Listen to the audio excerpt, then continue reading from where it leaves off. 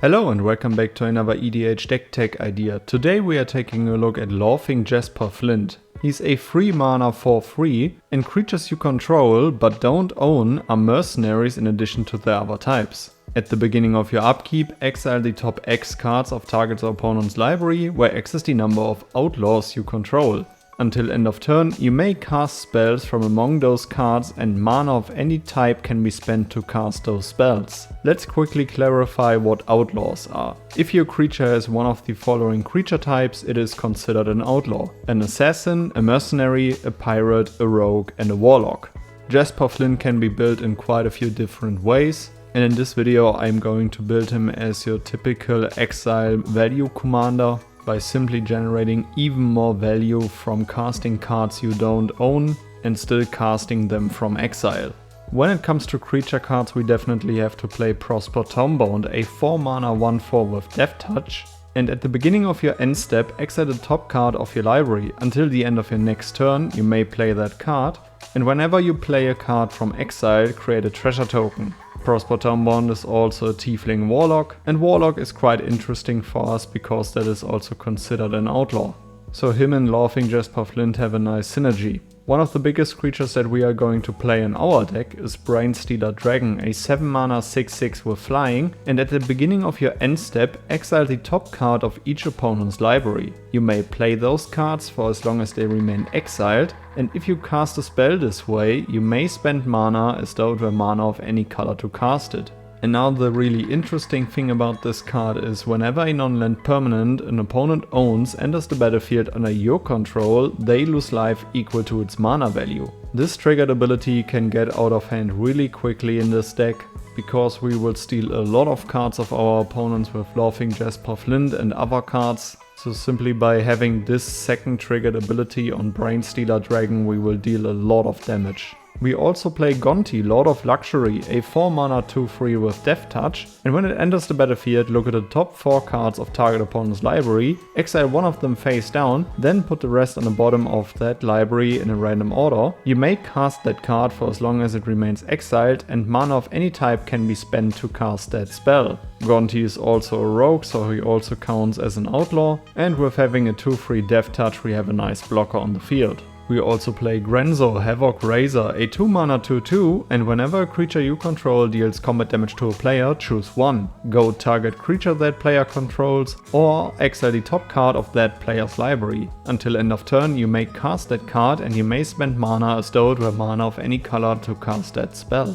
One of the more scarier creatures in this deck is Nalfeshni, a 6 mana 4/6 with flying, and whenever you cast a spell from exile, copy it. You may choose new targets for the copy. If it's a permanent spell, the copy gains haste, and at the beginning of the end step, sacrifice this permanent. And last but not least, we play Wild Magic Sorcerer, a 4 mana 4/3, and the first spell you cast from exile each turn has Cascade. This card is great, as especially in the early game you will most likely cast a low CMC spell from exile, and there's quite a chance that you are lucky that you will hit into your Soul Ring, which will accelerate your game plan. Let's talk about a few powerful sorceries that you want to cast in this deck. Fevered Suspicion, an 8 mana sorcery, and each opponent exiles cards from the top of their library until they exile a non-land card. You may cast any number of spells from among those non-land cards without paying their mana costs. This card also has Rebound, and if you cast this spell from your hand, exile it as it resolves. At the beginning of your next upkeep, you may cast this card from exile without paying its mana cost. Depending on what you hit with this spell and what synergy pieces you have on the field, this can win you the game. To accelerate your game plan, you also play Jeskar's Will, a 3 mana sorcery, choose one, and if you control a commander as you cast a spell, you may choose both. You can add 1 red for each card in target opponent's hand, and exile the top 3 cards of your library. You may play them this turn. Another cheap but powerful sorcery is Predator's Hour, a 2 mana sorcery. Until end of turn, creatures you control gain menace, and whenever this creature deals combat damage to a player, exile the top card of that player's library face down. You may look at and play that card for as long as it remains exiled, and you may spend mana as though it were mana of any color to cast that spell. Once you have hit a certain mana advantage, you want to cast Hit the Motherlode, a 7 mana sorcery, and the first line says discover 10. If the discovered card's mana value is less than 10, create a number of tapped treasure tokens equal to the difference. that Discover is also a cast from exile, so as I've mentioned earlier, depending on your synergy pieces on the board, you will create a bunch of value with this spell. Depending on the board state, you can also react to the current situation by playing Outrageous Robbery. A 2 black and X instant, target opponent exiles the top X cards of their library face down. You may look at and play those cards for as long as they remain exiled,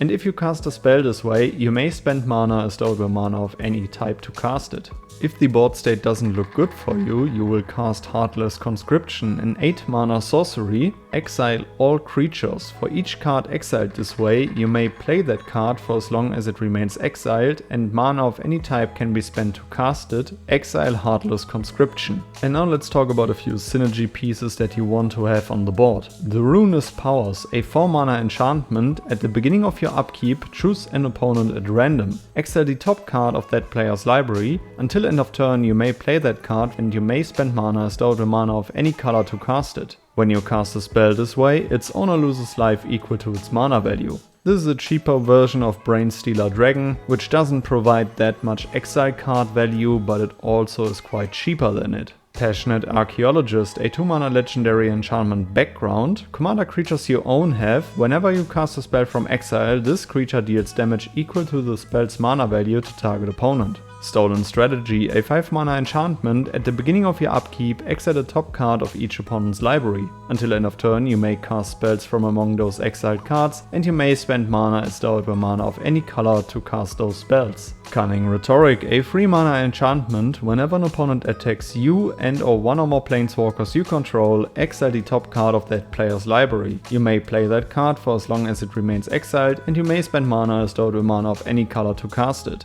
Dead Man's Chest, a 2 mana enchantment aura. Enchant creature an opponent controls. When enchanted creature dies, exile cards equal to its power from the top of its owner's library.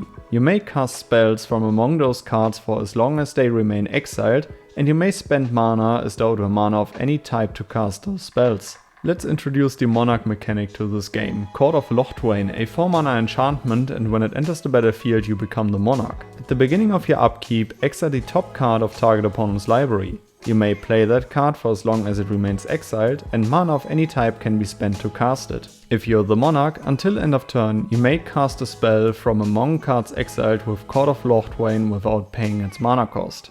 You want to win more? You get it. Keeper of Secrets, a 6 mana 6/4 with First Strike and Haste, and whenever you cast a spell from anywhere other than your hand, Keeper of Secrets deals damage equal to that spell's mana value to target opponent. If you can sling a few cheap or one big spell together with this card on the battlefield, you can definitely threaten to kick a player out. Rakdos the Muscle, a 5 mana 6/5 with Flying and Trample, and whenever you sacrifice another creature, exile cards equal to its mana value from the top of target player's library. Until your next end step, you may play those cards, and mana of any type can be spent to cast those spells. He also has an inbuilt sacrifice outlet. With Sacrifice another creature, Rakdos the Muscle gains Indestructible until end of turn, tap it and activate only once each turn. And now one of the most powerful creatures in this deck is Hoarding Broodlord, an 8 mana 7/6 with Convoke and Flying, and when it enters the battlefield, search your library for a card, exile it face down, then shuffle. For as long as it remains exiled, you may play it. Not only is it a powerful creature and it also tutors you a card, but spells you cast from exile have Convoke. That means that all of the creatures that you have already stolen from your opponents can be tapped to pay for mana to cast more spells that you have stolen from your opponents. Alright guys, these were a few cards that I will play in Laughing Jasper Flint. Let me know down in the comments below which cards you would add to the deck, which legendary creature I shall feature next, and then I would say, see you in the next one. Goodbye guys.